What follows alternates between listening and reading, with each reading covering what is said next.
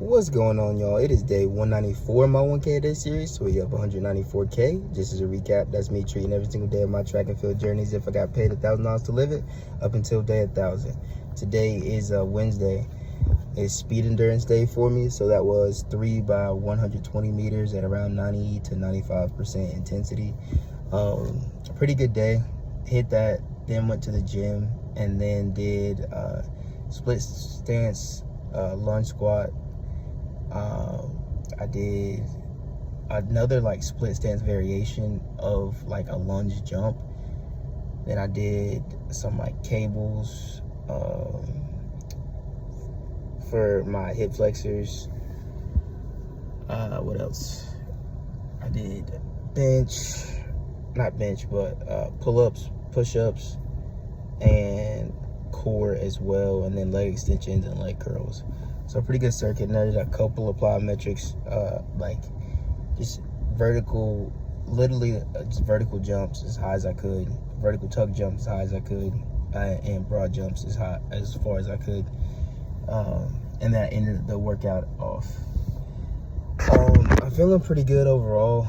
Like I dropped like a second off of my time in that 120 from last week.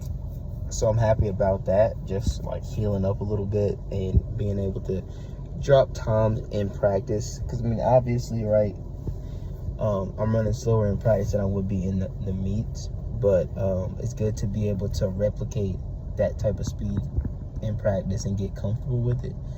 And I did something different with the last rep to where I envisioned racing someone. Now that I have, like, more experience with races, I know how kind of like it feels when someone's beside me, so I can, now that I know that feeling, I can like, you know, take it. And similar to when it was boxing and shadow boxing, you can't really shadow box defense if you've never sparred and you don't know how you move when someone's throwing a punch at you. It's hard to envision racing someone when you've never been in a race, especially like on the track, like for like an official race. So now that I've had a couple of those under my belt, I kind of know how my body and nervous system reacts when someone's beside me, so I can now emulate that like synthetically, or I guess artificially, just with my mind.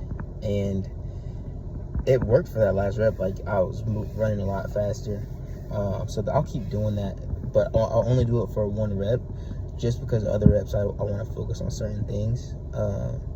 But that last rep, just to get everything out of you, like before you step off the track, I think that'll be good because it does make me run faster. I'll check my weight though, man. I'm up to 180 now.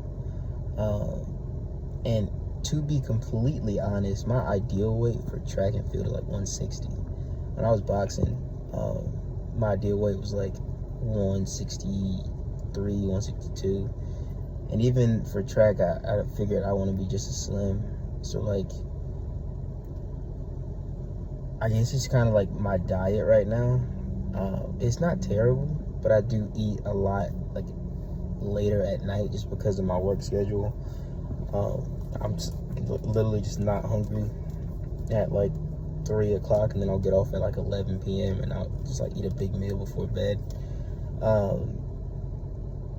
But I don't mind it, you know, practicing all this at 180, just because when I do end up cutting up and losing the weight, getting down to like 160 something ish again, my body will be used to carrying 180 pounds. So that'll be pretty good there. But that's going to be all for today. I'll see you guys tomorrow.